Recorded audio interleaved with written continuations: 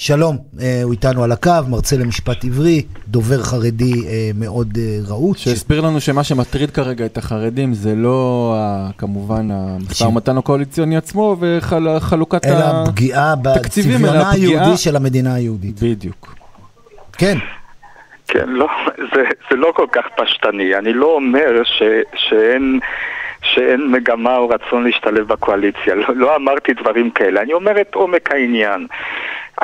הרצון להשתלב בקואליציה מאוד פשוט. יש מוסדות התורה, יש עולם ישיבות, יש רצון לתקצב את זה, יש מגמה לחזק את זה, כי זה בעצם העיקר בעם ישראל, זה בעצם ה-DNA של עם ישראל. בוודאי שכך. ולחזק גם את ההיבטים הדתיים. יש גם תחושה של ערבות כלפי ציבור חילוני, כולל לפיד ודומה. ודאי שיש תחושה של ערבות שהם לא יידרדרו לפחות ממה שנמצאים ועומדים שם עכשיו. זה בוודאי בהקשר הקואליציוני. אבל אתם שאלתם מעבר לכך, וזה בוודאי נכון, ישנה דאגה עמוקה של מה שקורה, כי כולם אחים אנחנו לא מדברים על היחסים בינינו לבין טורקיה עכשיו, אנחנו מדברים על היחסים בינינו בתוכנו, עובדה של זהות יהודית שהולכת ומתדרדרת מבחירות לבחירות, שהגיעה לשיאה בהצבעת המחאה ללפיד 19 מנדטים, שאומרת אנחנו בעצם לא רוצים הרבה מהיהדות, ואולי אנחנו בכלל לא רוצים יהדות. למה אתה אומר את זה? אתה יודע, כי זה אמירה מאוד מאוד גורפת, הרב אלברטל. הרי אנחנו שוחחנו, אתה אמרת בשיחה קודמת, אולי הברית שלנו צריכה להיות עם הזועביז, ולא עם הציונות הדתית, ולא עם התפיסה שבה יש משמעות למדינה יהודית.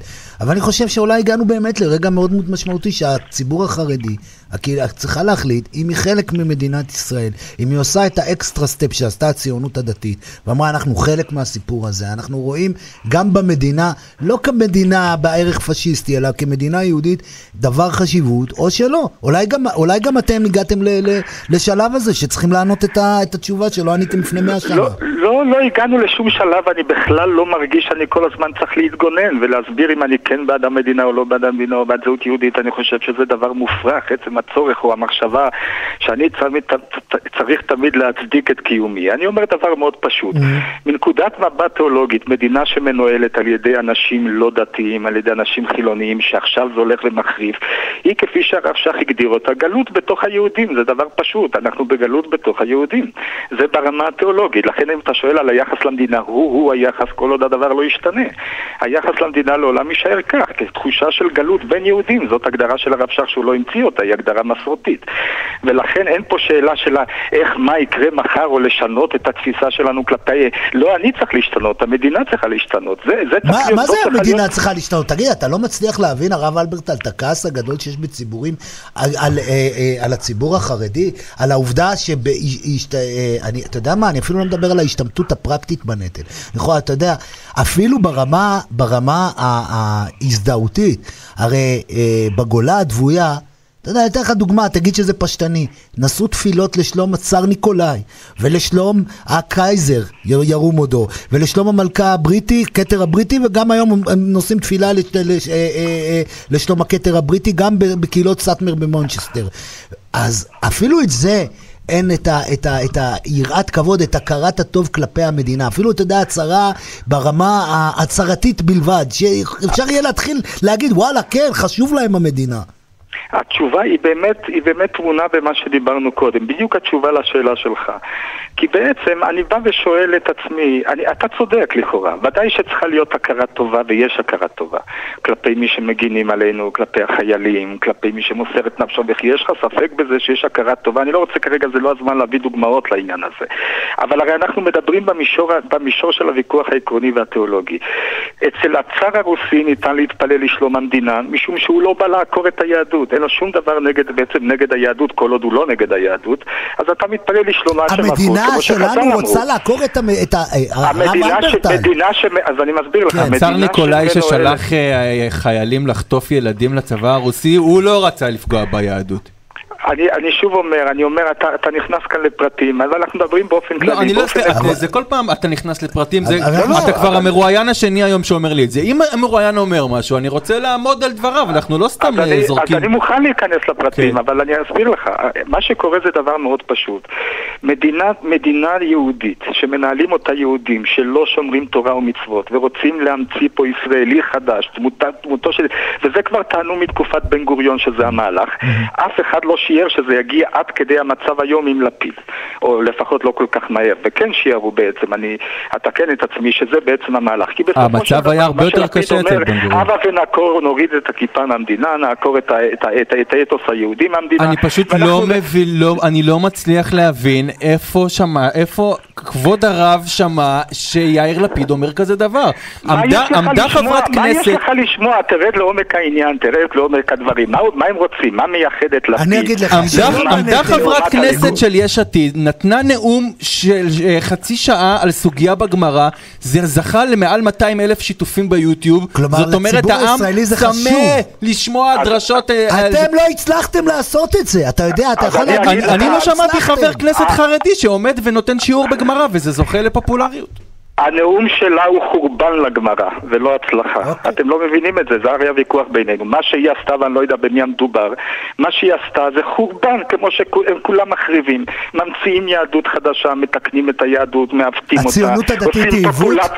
הרב אלברטל, הציונות הדתית היא עיוות. אני רוצה לשאול אותך, עזוב את קולדרון, הציונות הדתית, בתפיסה שלה, היא עיוות של היהדות? תראה, הציונות הדתית היא בעיה אחרת. אתה עכשיו עובר פה פלנטה. קודם דיברנו על לפיד וחבריו שם.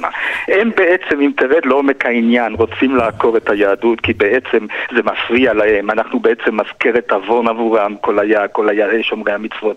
זה לפיד. עכשיו אתה עובר לפלנטה אחרת, שהיא מאוד בעייתית מבחינתה, וזאת הציונות הדתית.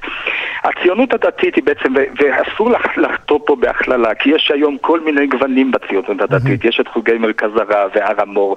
זה סיפור אחד של בני ישיבות, יראי שמיים, מרבים, ויש עוד הרבה גם בלי הישיבות האלה. אני לא בא, צריך מאוד להיזהר מכללות, אבל אני מדבר כרגע על ההיבט הפוליטי הנראה לעין כיום, בלי לחטוא בהכללות. אני לא רוצה כאן להיכנס להכללות וחלילה לפגוע באנשים שאני יכול אולי ללמוד מהם גם כן.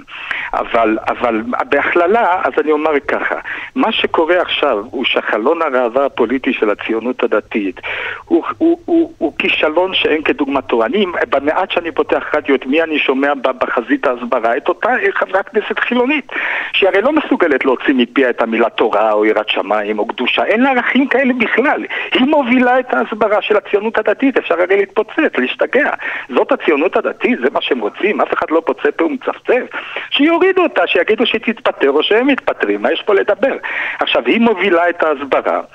אותה שומעים כל היום, והיא מטיפה לערכים חדשים, לעיוות מושלם של ערכים, שהיא מדברת על הכלכלה ועל כל מיני רעיונות עיווים כאלה שאין לה מושג במה שהיא מדברת גם חוץ מהעניין הזה. נניח, אוקיי, אחרי שפגעת בעד דומינום, אתה אומר שהיא לא מבינה, נניח זה נכון, אבל אתה יודע, גם הרעיונות הדתיים של חלק מחברי הכנסת החרדיים, או רבנים שהתגייסו למלחמה, אתה יודע, גם כן מעוותים רמב"ם עם פסוקים, ואתה יודע את זה לגבי שוויון, לא לגבי שוויון בנטל, אפילו לגבי יציאה למלחמה וכו'.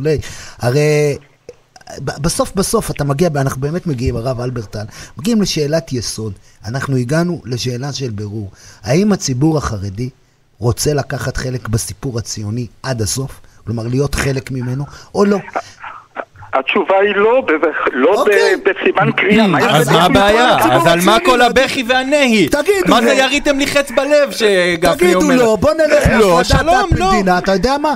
צודקים, באמת אז יש קשר. ראית מה הרב גפני אמר למרב מיכאלי? הנה, היא השותפה שלכם. היא השותפה שלכם. מה אתם רוצים מנפתלי בנט? מה אתה רוצה? הוא אמר, אני מסכים איתה.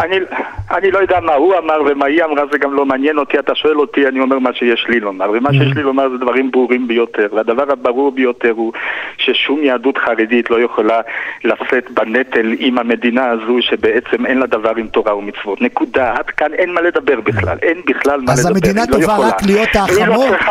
והיא לא צריכה להתנצל כל הזמן בפני המדינה. המדינה צריכה להתנצל בפני העולם החרדי. החרדי, כי הם היהודים, הם האומה היהודית, והמדינה היא מדינה הולנדית. העולם החרדי הם האומה היהודית. זה כל מה שרציתי לשמוע. אוקיי, לא, אתה לא, אני חושב שהוויכוח הזה הוא עצוב, אבל חשוב, ואנחנו תם ולא נשלם. הרב אלברט, אני מקווה שוב, שלא, אתה יודע, הוויכוח הוא סוער, אבל מכיוון שאתה מסכים לעלות, אני מאוד מעריך את זה, ואני מודה לך שעלית כאן לשידור אצלנו. תודה רבה לך. תודה לכם, תודה לכם.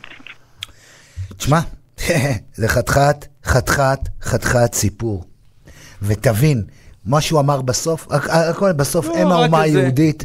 יאיר לפיד יטיל גזרות על המילה. עזוב. אמרת, החרדים הם היהודים.